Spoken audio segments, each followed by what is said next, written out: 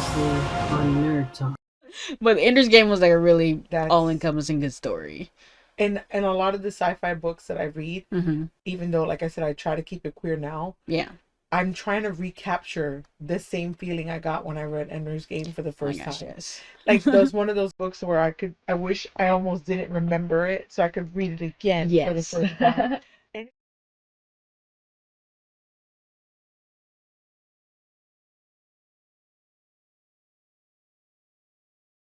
Hey nerds, welcome back to Nerd Talk with Silver and Ray, where we chat about our favorite topics in TV, movies, gaming, books, comics, and more.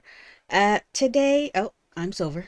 and I'm Ray. This is why I write things down, because I'm like, Today we're talking about The Lord of the Rings.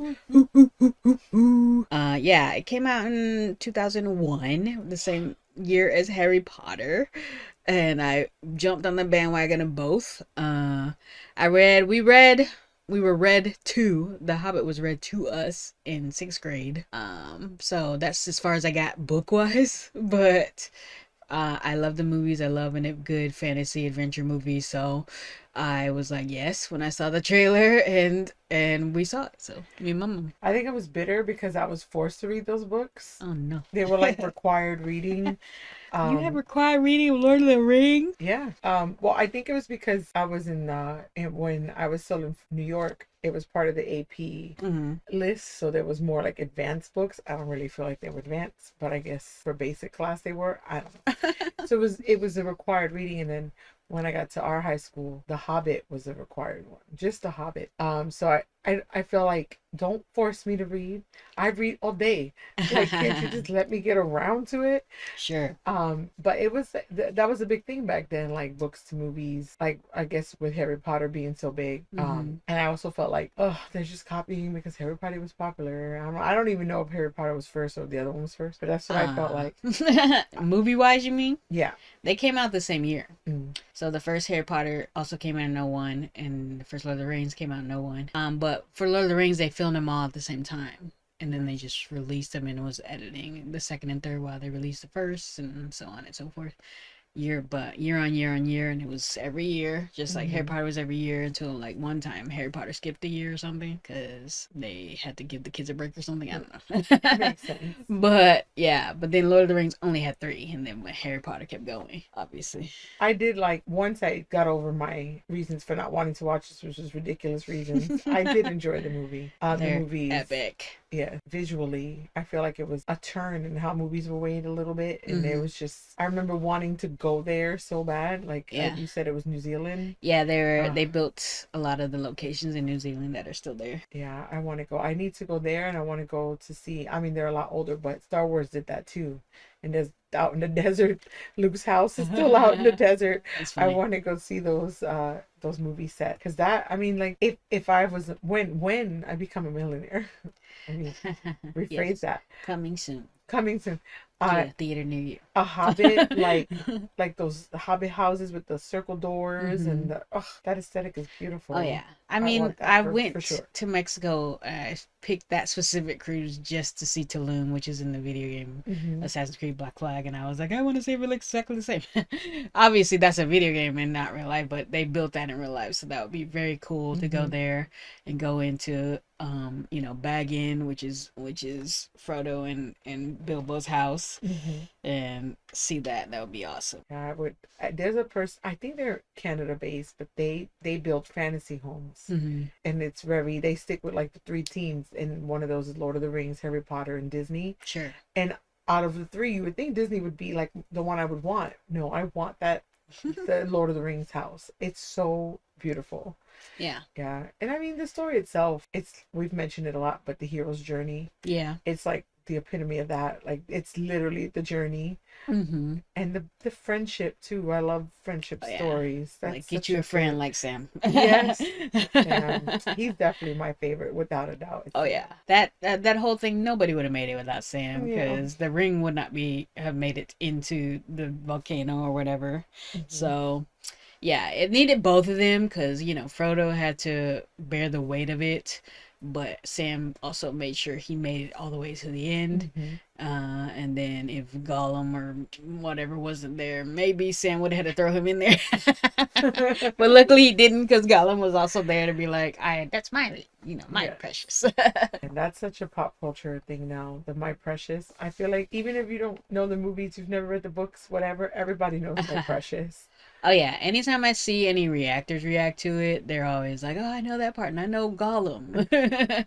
Everybody knows Gollum over Frodo and everybody else. Everybody knows Gollum, because that actor, Andy Serkis, he did so good with voicing that and doing the motion capture for them to do the CGI or whatever. So it was really well done, and he deserved any awards he got. Hopefully he did get some. But yeah, he is so memorable because he was playing two different characters. He was Smeagol and he was Gollum, and they were talking to each other and fighting with each other like this is one person. Or whatever he is, a hobbit or river folk. And everything I've seen him in, which isn't a lot, but everything I have seen him in has always been really impressive. He is a really good actor. Oh yeah, he was the ape, the main ape in Planet of the Apes, or the main chimpanzee or whatever. Caesar, I guess his name was. And so yeah, he's good at that motion capture, and when you finally see him do live action stuff, you're like, wow, you're good at this too. Yeah, he's good at everything, sir. Yeah, all the main actors, the four hobbits, were at MegaCon. I want to say maybe like 3 years ago, and that was a big thing. Everybody wanted to see them. I just wanted a picture with Sam. That was the year that my photo op got canceled, because I was going to get a picture with him and Brendan Fraser from Encanto Man or something. I know a movie Encino Man. Encino Man. I've never seen that movie, but I love both of them. Yeah. So I was like, I don't really care what movie. I don't care what this theming of this photo op is. I would love to meet both of them and put together would be great. Never seen Encino Man. I've never seen it. But I do love both of them. And it was the photo op was canceled because it was so popular that year that Universal Boulevard was closed. Oh no. You couldn't get into if you weren't already at the convention center, you could not get in. Sure. So they wind up canceling our photo op. So I never got. I did Sam's actor a few times. Now he's pretty frequent. Yeah, he's been a lot of stuff. He was a child actor, so he was in the Goonies. The Goonies, and other stuff too. So that's why he was here again, for the Goonies. Yeah. They had a Goonies reunion. Okay. Yeah, him, and I think one of the reasons I watched it too was because of Elijah Wood. Yeah. Because he was in all of the kid movies I loved growing up, like The Good Son he was in, and he was in Radio Flyer. I was just thinking Radio Flyer. So he was a child actor. He was in so many things. So when I saw he was gonna be in Lord of the Rings, I was like, I love Elijah Wood. And so I watched for him. Although I wasn't a super fan of Frodo as a character, it went well because of him, and he was able to do the job with Sam. But I was like, this guy. That is definitely a movie and a book where the main character is my least favorite. Yeah. Like, all the side characters are a lot better than the main character, in my opinion. I guess. There's so many good characters. Yes. All of the other Fellowship people are amazing. And then there's even more. Galadriel's a side character. You're like, oh my gosh, she's great. And Kate Blanchett, and all the characters, all the other hobbits of the Hobbiton, and Merry and Pippin, and the other people, the other kingdom, like Rohan people, and their king, and then their nephew and niece or whatever of him, and all the characters were good, and the bad guys too, of course. Even though you never really saw Sauron except for his eye. So when they did Ring of Power, I'm like, yeah, it's more Lord of the Rings stuff, and I was like, it's awesome, but yeah, but it was fun guessing stuff for that, because like I was saying in the book one, J.R.R. he had a whole world built before he even started writing specific stories and specific character stuff. So even when they kind of related off some of his other books and stuff, you're like, I think that's probably, that's probably Gandalf. They don't tell you. Like, in the first whole season, there's this guy who fell from the stars or whatever, and they never tell you who he is. And I'm sure they've said by now, but I'm like, I'm pretty sure it's Gandalf. Because, you know that he's a wizard, but they're kind of like higher beings. Him and Sauron and the other wizards and stuff. And like the eagles are like higher angel like beings. So, it's a rich lore for sure, even though I never read the books, and I tried to read them, but there was a lot of singing, and I was like, why are we singing more? I don't understand why we keep singing.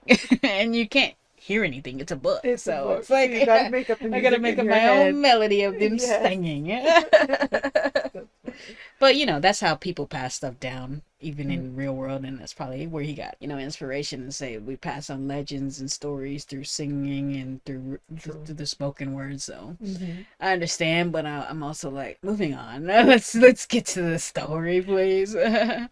Yeah, I think the story, of course, itself is amazing. And I think I mentioned this before. I'm just so jealous of his ability to create this world and then make it be believable. Because even as you're reading the books and watching the movies, it's like, man, I could be there. I could go there. I could live there. Yeah, like, it seems like a real place. There's a place for me in this world. I know it's not what we're talking about this time, and Harry Potter kind of has that too. But more so with Lord of the Rings, it's more world that I feel like I could be in that world. I feel like in Harry Potter, it's like you have to be sorted in a house. Like if we're talking about Hogwarts and all that. And I feel like I don't really ever fit into any of those. Whereas in Lord of the Rings, it's like, yeah, I would probably be some little hobbit or one of those little side characters. And I would be the happiest in that in those little people lands. always think they're gonna be a hobbit because they're like, they explain hobbits and how their first love or whatever is food, and people are like, yep, and they're over here smoking pipe weed and, and over here and they're like, yep, that's me. It's me. I'm like, that's totally me. And I was like, I probably would want to be like an elf because they are immortal. but I also think like Harry Potter, it's more unrealistic, but it's also some place I really wish to go because I just wish magic is real. But in Lord of the Rings, there's magic too. Yeah. So there's wizards and stuff. I wouldn't want to be a wizard, but I think I would be more like wanting to be an elf because besides the immortality, they also kind of have like, they can see the future a little bit too. So that would be fun, and they can still, live with humans and have kids with humans. So yeah, I could see. I'd be okay with being an elf too. I don't know. I guess. And they're the most beautiful people. I was gonna say that's actually what I was about to say. I was gonna say I'm not pretty enough to be an elf. Isn't Liv? What's her name? Liv Tyler. Is she one of the elves? Yes. She's like class A, like gorgeous. Oh yeah. Like, I can't be up in that level. I'm not as pretty as her. But no, I mean, they say that the Well, hobbits... they didn't show any black elves, so until the show, The Ring of Power came out, and then everybody had an uproar about that. newer show. Yeah, the one on Amazon they created that really didn't follow the storyline of whatever they were trying to tell the story of. But it always brings me back to like Game of Thrones too, because everybody was inspired by J.R.R. because he's pretty much the father of fantasy or whatever, or that kind of fantasy where it's like medieval times and there's a whole epic adventure and war and all that. So a lot of people got inspired by him, including JK and George for Game of Thrones. And so when they keep trying to do spin-offs of Game of Thrones, I'm like, we need to go back to Valyria. Yeah, because it's a big mystery about what happened there. What happened, why did they lose all their magic and get destroyed, and now there's nobody who knows how to make Valyrian still. Like, you can rework it, but you can't make it because that's been lost. So that would be the story I want to know. Like, what happened there? Like, they just were so abusive of magic that they pretty much killed themselves is probably what happened. And I'm definitely not up to date with the books on that. Is there not a book written about it? I think there is a little bit about it, but I don't think he ever tells like what's the mystery, or it's called the Doom of Valyria. So there's not a specific book about that, but that will be what I would be interested to know because it's a mystery right now. And I guess a lot of things in history in the real world are a mystery because nobody is alive who was there. True. So. But that kind of rich history is what, you know, J.R.R. did for fantasy and stuff, to say there's been a whole like millennia of time frame that's gone on in this world before our story even starts, you know. And that's what gives it such depth and such like weight, to say, oh well, you know, little sayings or whatever is because this is part of history, like it's been passed down and passed down and passed down to like it's kind of legend. And the movie starts out like that. They're like, you know, at 3,000 years it passed into, you know, legend or whatever. Nobody's ever thought about it again until it popped up, you know. But some elves have been alive that long, so there's somebody to say, oh, this is what happened because I was there. Yeah. I need to interview those elves. Right. And he does tell them, he's like, I was there 3,000 years ago when the strength of man failed. So, you know, that would be cool to have people who were there. And then every time I think about that, I always think about the CIA experiments that were unclassified or whatever, where they have like people were able to like project or show like on a screen like the past, like the real past or whatever. And I'm like how actual come, MK Ultra people. right? Yeah. How come we're not looking then and seeing so we can see what really happened? Because they don't. Maybe we have, and they just don't want to tell us. They don't want anybody to know because they want us to repeat those mistakes. So they want to control people and all that, and that's why they're dumbing down of America to say, we just want you to be dumb so we can control you. But I'm like, I want to know the truth, you know. Like I want the unbiased, this is what happened, you know. I wish that's how the news was now, to be like, this is what happened, facts only, you make your own opinions and decisions about it. But everything's skewed these days. Everything's skewed to propaganda. Yeah, because there's The way is shut. It was made by those who are dead, and the dead keep it. The way is shut.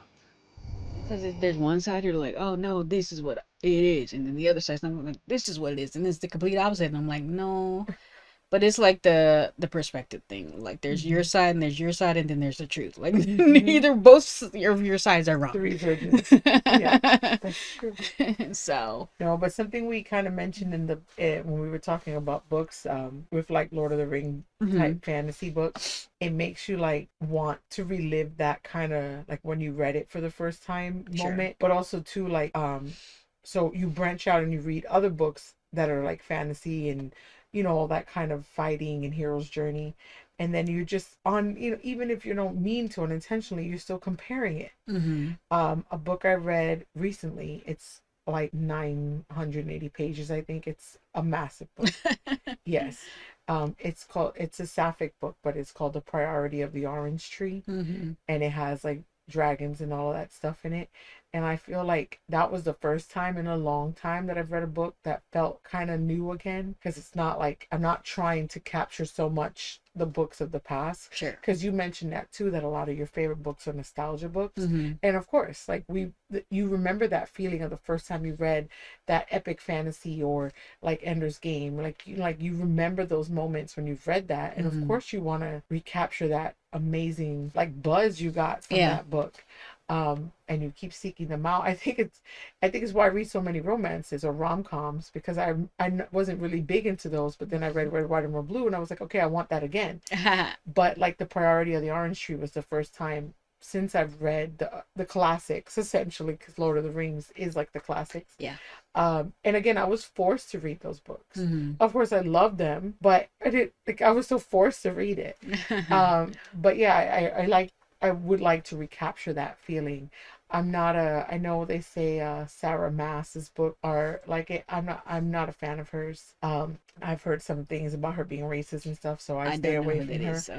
Yeah, that's wild that you don't know who she is. I love that. I love that for Sarah, that you don't even know who she is. Take that, Sarah. But no, and I think it's also too because you like classics and you stick with those, and you're good about rereading and staying into those worlds and stuff, which I think there's nothing wrong with that. I mean, you get obsessed with the world and you really want to continue living in it, so you revisit it quite often. And that's also why I get into fanfics and stuff, to be like, oh, let's find another way to revisit this world that, you know, doesn't just belong to them anymore. And it's such a beautiful way that you just said that you revisit the world, because that's really what you're doing when you reread the book. You're revisiting that world. Yeah. You keep making my TBR get longer and longer, because I got so many books I have to reread now that I haven't read in like a decade that were so good when I read them the first time. I don't think I've read the Lord of the Rings once, twice. Yeah. I know I haven't read it once, so I have to get to it. I've read them. Like I said, I had to read them in high school. And I remember we used to, I don't know if you remember those old school book reports we had to do in high school and stuff. I had to do a whole full, like, you know, hardcover. It was like a serious, it was like a midterm, like it was a serious piece of, for like your score for that year for school or whatever. Like a midterm or something? Yeah. So I had to read them. This is before Google. Before Spark Notes. I'm so old. I'm before Google, and I had to read it. I couldn't cheat. And like I said, I went into it begrudgingly, but I left it very happy that I had actually read those books. Sure. Oh yeah, every book they gave me and gifted, I was like, psh. Then I would read them. I'm like, this is so good. This is so good. I don't want them to know it, but it's so good. Yes. Yeah. But yeah, my 6th grade reading teacher, because she was an English teacher, so the 6th grade was the first time I had more than one teacher, because you know, besides gifted and my other teacher, but I had like 6 teachers because we had 6 periods or whatever, and I was like, this is weird. And then I'm like, why do we need English and reading? I don't understand. But but yeah, I had it. My English teacher read The Hobbit to us in class, the whole book, and not, you know, one class, over many classes, but I was like, she's bored. She has no idea what she wants to do. She's just reading us books. Our English that's all we did, was we just read. Yeah, but I had a reading class, which I didn't talk about that. My reading teacher, who I don't remember her name. The only teacher's name I remember is my English teacher's name, which was Miss Bell, in the 6th grade anyway. And then I remember having a cool science teacher, but I don't remember his name. But we did like synergistics was a class. Well, we had weird electives that weren't the main classes, but it was a fun class. We made radio shows and stuff. Nice. Yeah, my reading teacher introduced me to Gary Paulson because I always thought about doing like adventurous things. So, you know, we're out in the world and you're like in the forest, you're camping or whatever. So Gary Paulson writes a lot about camping and stuff. So, you know, Lord of the Rings was right up my alley because it was an epic adventure. You know, they couldn't fly anywhere or drive anywhere. You know, they had to traverse terrains, you know, and really get somewhere. So that was always interesting to me, and always, I think, something that really proves something about yourself if you're able to traverse, you know, different terrain and stuff. But I was like, I wouldn't do that in real life because there's animals. Like, talk about people getting mauled by bears and cougars and panthers and gators and whatever else, you know, is out there. I'm like, no.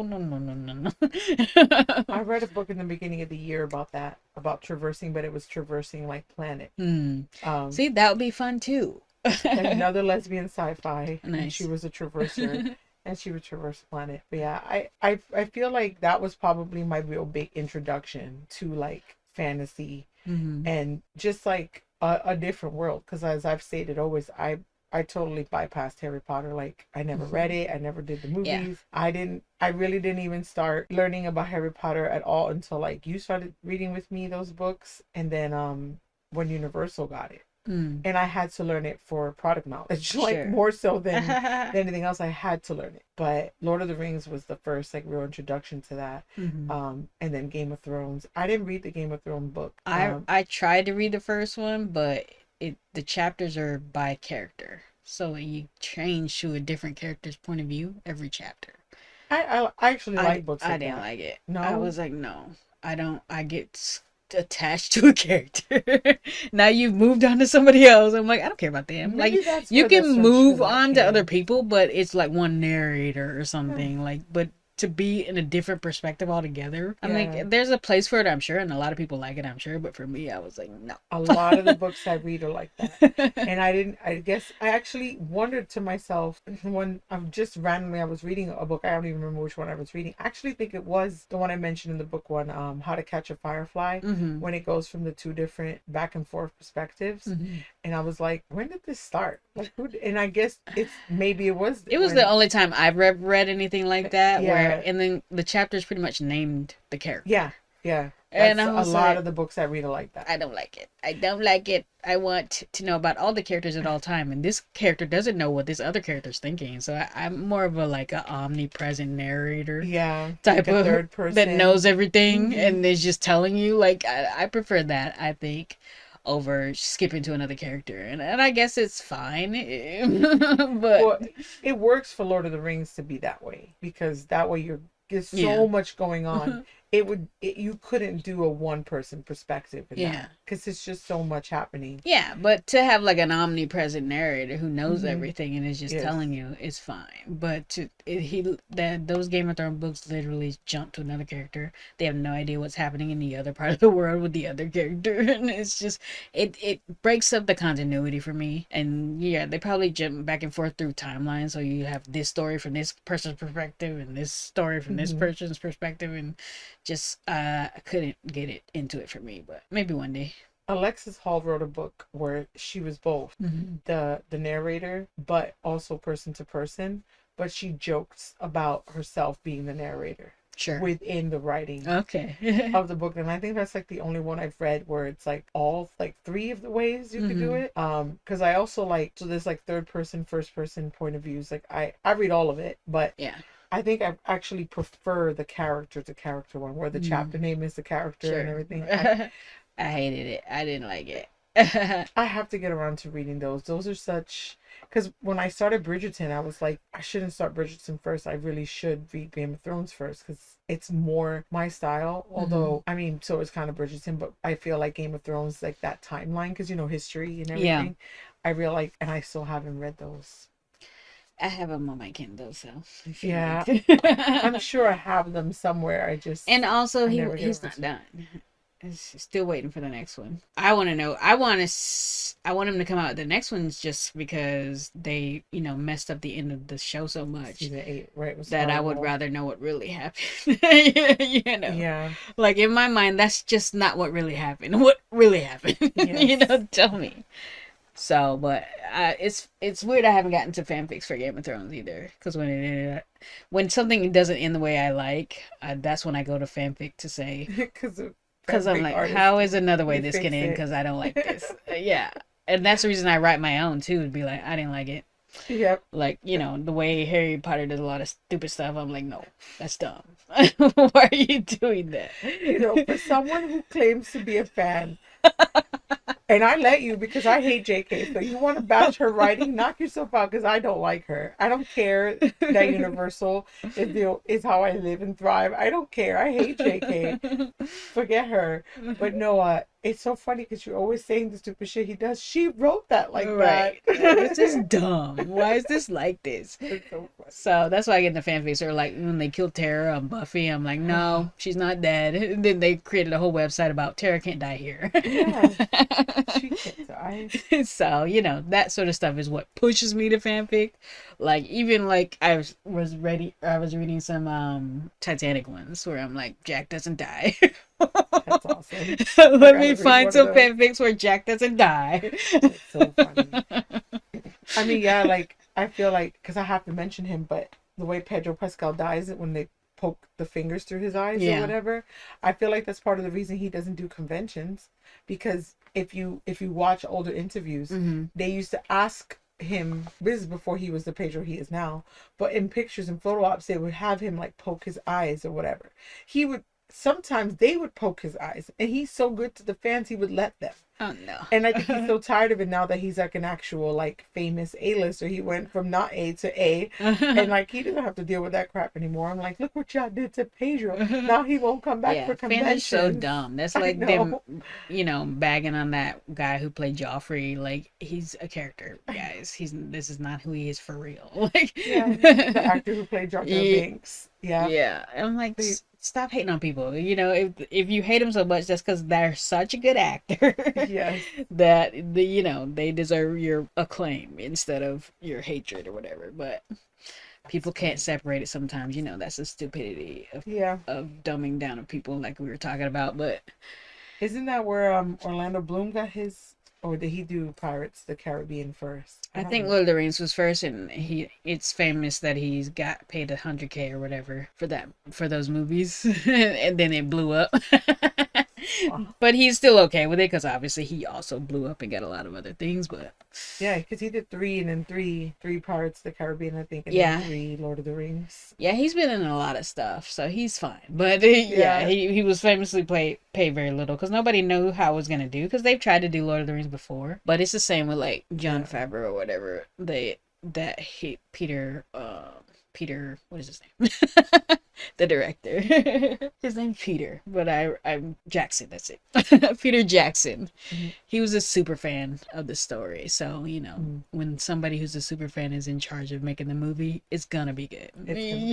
So he was a super fan, and he did King Kong, and then he moved on to this, and it was so good. But I've seen the old cartoons and stuff, and some other versions they tried to do, but this movie series has been like, it something for people to live up to. Yeah, it changed something in movies. And it's still good. You can go watch it right now, and it still looks amazing, and the story is amazing, obviously, because it was written by an amazing author and stuff like that. So, and visually, like, talk about that. Like, I will watch a movie just for the visuals. Yeah. And like the outfits are so cute. I mean the elves are costuming. The elves always look the best, like you said. But I'm pretty sure they won an Oscar for costuming too. Yeah, it's so good. Even when I see cosplayers, because even still, I mean, I know you said it came out in 2001. People cosplay that all the time. They go and to people are still discovering conventions a lot. Yeah, and they do go to the conventions a lot, so people cosplay for them. But everything about it is so good. Yeah, and most of the things were actual locations, or they built the actual things, so it's not, like the first Jurassic Park, there's not a lot of CGI. It's either it's a combination, or they were actually in New Zealand, they were actually seeing the mountains and the fields and actually having them run across, so that's how it stays authentic and real and looks good, because it's real. Actual Yes, it's real mountains, it's real stuff. It's gotten better now, the CGI. I don't really watch movies a lot anymore, but obviously like the latest show I really watched and was obsessed with is The Mandalorian again. John. But the way that they did The Mandalorian, I'll be honest, I thought it was all like, I mean, there's some obvious parts where it's CGI, but it's not a lot of moments like that. I thought for sure it was like, wow, they must really be out in a field like this. And it's almost all CGI. Nice. But he did such a good job like inventing this new technology. I actually think John invented it more for Jungle Book. And then he was able to get, Disney Star Wars money to back it for Mandalorian.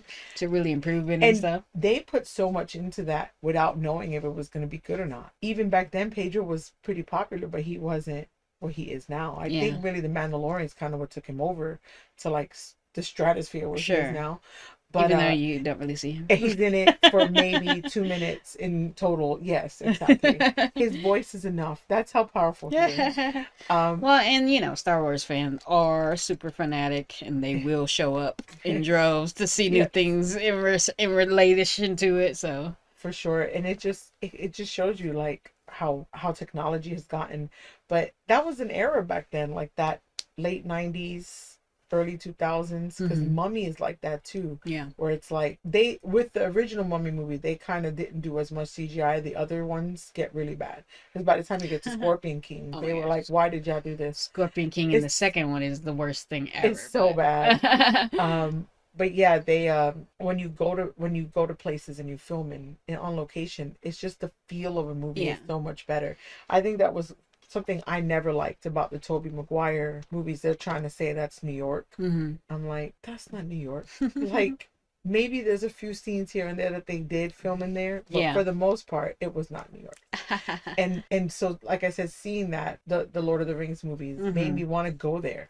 I know people who had whole weddings. They would take their whole wedding party to New Zealand and just do stuff just to be around there because the aesthetic was so pretty, and like you said, the mountains and the fields, and like, Yeah. like I feel like if smell-o-vision was a thing, I could almost smell it. It's such a good, and I love that It wouldn't about smell it. good. All the animals and the horses, so no, stinks. I meant the grass. Okay. I meant like that fresh grass feel, Okay. not the animals. There's gonna be animals around, so it stinks. You're so silly. But yeah, that makes me think of Dexter, and they didn't film it in Miami. But I mean, it looked pretty good. But the thing that bothered me about it was they always had them like sweating down their back, like big sweat stains on their shirts and stuff. I'm like, first of all, Floridians don't hang outside all day. And number two, they are acclimated enough; they're not sweating down their whole back. Gotta remind the audience that Florida is It's hot. and they're sweating their face off. I'm like, yeah, they're cops and forensics people, and they might be outside a long time, but no, they're not sweating their face off out there. I'm like, no. But yeah, they filmed that in Los Angeles or whatever, but they try to make it look like Florida, but California kind of looks like Florida, except for those earthquakes, you know. Yes. Yeah. So, anything else you want to say about Lord of the Rings and your love for it? I think that's one where I can say I think the movies I like the movies better than the books. Sure. The books were good. I want to reread them so that I'm more adult. I did read them as a child, well, as a teenager. So I want to say if I'm 25 years later, I'm a little smarter than I was back then. So I would like to read it again. And I'll probably get around to it one day. I read too much, so I can never get around to anything. But yeah, I think that was one of the first. It's rare. Usually, I always like the book more, but I think with those, I like the movies better. Sure. I never read the books yet, but I have like the 11 backstory series of the histories of the world. And I think that'll be interesting as well as rereading The Hobbit and reading Lord of the Rings. Just because, we've talked about it before that I want to write like an epic, fantasy novel series as well. And, he's the greatest inspiration there is about it because he was pretty much the first. So, that'll be a good study to see those things and to just learn more about the world because I always see in like comments or reaction videos or if people are like telling the story about why this and why that, because that's in the book. And Arwen didn't really do that thing in the river where the horse water came. That was a combination of Gandalf and her dad. And I was like, but they need a woman power moment in the movie, so deal with it. There wasn't a lot of those back then. That's true. So, it's cool to know what really happened in the backstory and to fluff up your knowledge of what's going on as well. So I'm sure I will enjoy and love the books just as much as the movies. But me and my mom rewatch the movies, maybe every 2 years or so. And she won't rewatch Harry Potter, but she'll rewatch that. And she won't reread Harry Potter, but she'll rewatch Lord of the Rings. Because that's just how great of an epic journey it was, and it pretty much had a happy ending. Not a ton of people, not a ton of the Fellowship died, and most of them survived, and the world ended with the good winning. So what's not to love about it? And so that's not one of the things where I'm like, I need fan fiction because this ends horribly. Like, no, it's a really awesome ending. Like even in the movies, it's like an hour ending. Yeah. In the last movie of just good thing after good thing happening. I've never seen all the Harry Potter. Never. I saw the last movie because it was on at work one day. Yeah, we'll get to it. That's the only reason I've seen the ending. I didn't even realize it was the ending because I've never seen it. I was like, wait, that's the last of the last? Yeah. I mean, it was ahead. it was a pretty happy ending, Yeah. but a lot of people did die. Yeah. That I didn't want to see die. But you know, that's what makes stories have weight to some people, is to say, oh, well, a lot of people died, so it was really important. I'm like, no, people, everybody can live, and it could still be Yes. epic and awesome. But you know, some people like when some main characters die, so they, you know, they don't have plot armor or something. Like, oh, they can't die, they're the main character. And I'm like, no, they can die. Yep. But you know, like Walking Dead, they go the whole opposite way just to make people hate them. I'm like, can't watch this anymore. The main characters are dying. They're supposed to have plot armor. I can't watch. I can nothing Yes, about Walking you Dead. can't watch zombie things I've read zombie books and stuff. I just can't with zombie movies. I don't know.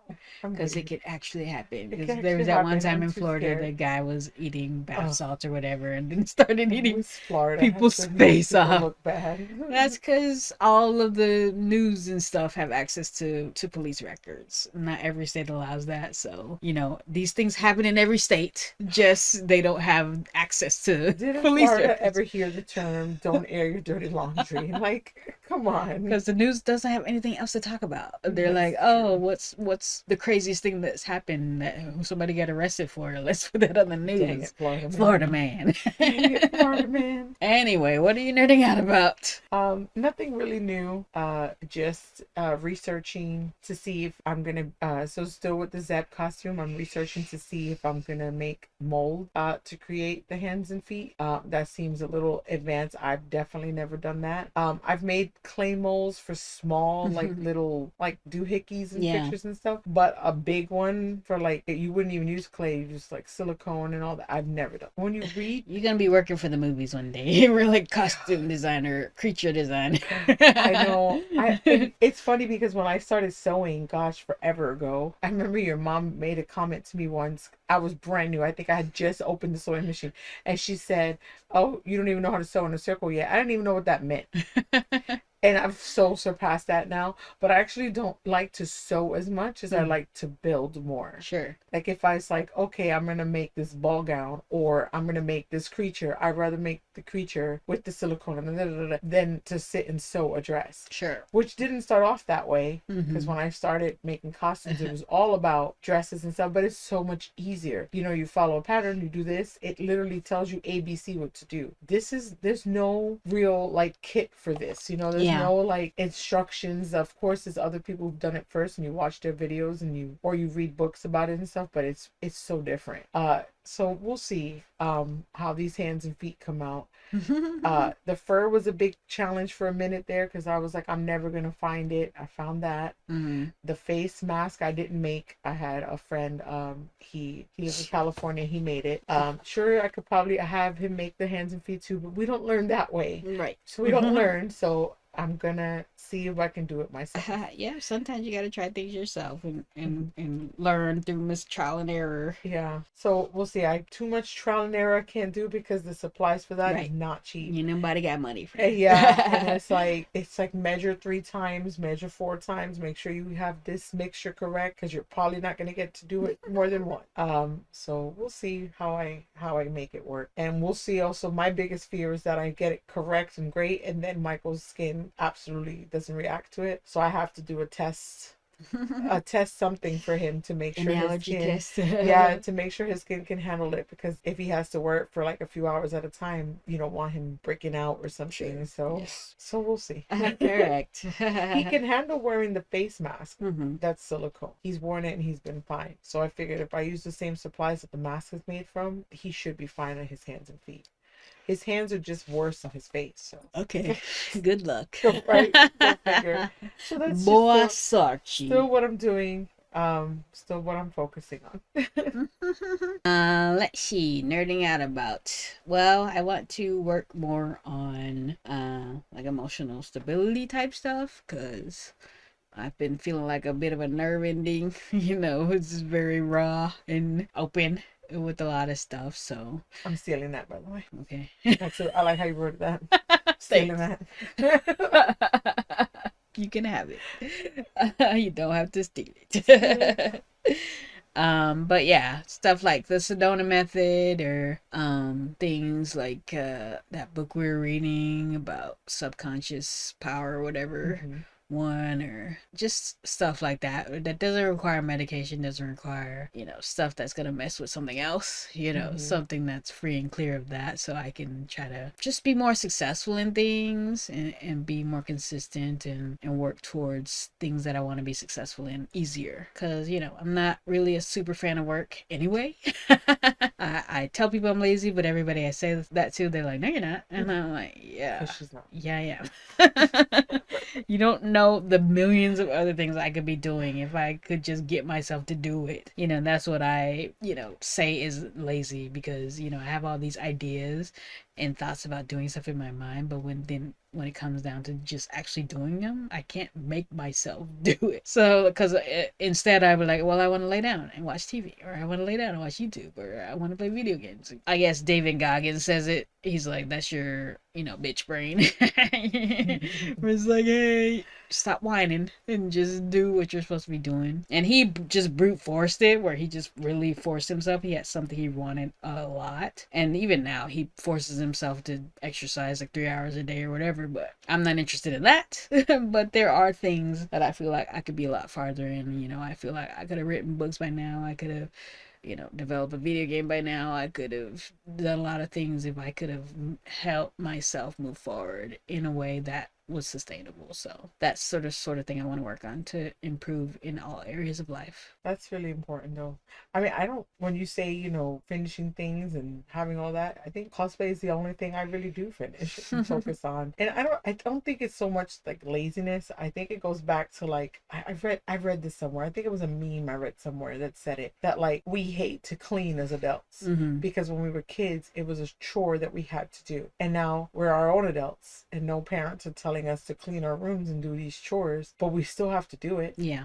We have to be the person to tell us. We have to be the person to tell ourselves to accomplish these things. I mean, from simple things like cleaning your room to big things, like you said, all these other things that you could be doing. It's just, but there's so much stuff I'd rather not be doing. Like, I just, that resting, that laying down, and for me, laying down and reading my book, like after a full day of cooking 3 meals, cleaning a bathroom, doing whatever it is I got to do all day, work, all of that stuff. Like the last thing you want to do is come home and think about other stuff you have to do, even if it's fun stuff. Yeah. Your body just needs to just reset, like restarting a computer. You just gotta you gotta reset. Yeah, and works like that where just with a lot of changes where it just sucks the life out of you a little bit. You're like, I don't want to do anything else now. I just want to lay down.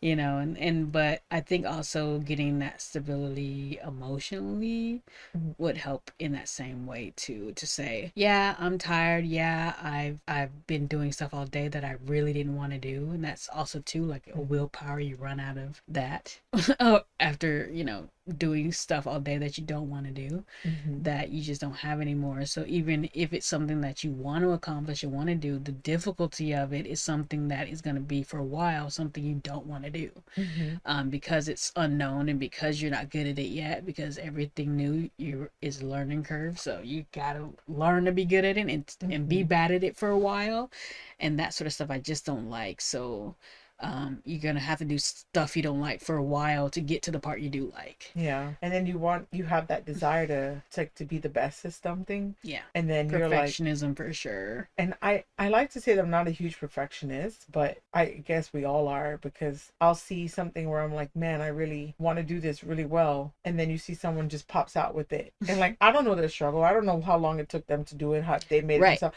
but it doesn't matter. I see it, and in my mind, they're just gifted. They did it so much better than me. It's not fair. Yeah. When I was making the Labubu costume as a joke, there was and there's still, I see it every day. There's a site somewhere that sells this one Labubu costume, and I actually hate the costume, but I see it everywhere. Lizzo did a video with someone in one of those costumes. It was an event that I couldn't make it to, and someone else was thrown in there, and it was just that costume, and I'm like, this isn't even that great, but because other people have it done so fast and whatever, my brain is like, look at them being better than me. And it isn't even necessarily that they're better than me, it's just that they finished it. They finished it first or whatever. My brain thinks it's better. Well, that was like Harry Potter too. Like when that came out, my whole growing up, I'm like, oh yeah, I'm gonna have this epic story with kids with magic. sick, and then here comes Harry Potter, and I'm like, Yep. or like, I'm gonna be president when I turn 36 in 2020. Here comes 2020. I'm like, I can't. I have no following, and no, and there's no way I would become president unless I worked on this like 10 years ago. Unless I started working on it 10 years ago. So these things are like a long-term thing that other people succeed in it, but you, like you say, you don't know how long they've been working on it. Yeah. You have no idea what they're doing behind closed doors because you're not there. It's obviously all I see is the end result. Right. You see the success, but you don't know how long they've been failing at it. You don't know how long they've been working on it, how long they've been even thinking about it. They could be thinking about it for 10 years, start working on it for 10 years, and then 25 years later they're like, oh, I did it. But now you have to spend 25 years to work on it to get to the success they have. Yeah, other people's success, you don't know what it takes, and you shouldn't compare yourself to them. You can only try to outdo yourself and get better for yourself. So that's all you can do. Yeah. So yeah, didn't mean to go deep on us at the end here, but hey, let us know in the comments what you love about Lord of the Rings. If you read the books, you like the books or the movies better, anything like that, what you're nerding out about. And then don't forget to like, comment, and subscribe. Until next time. Bye. See ya.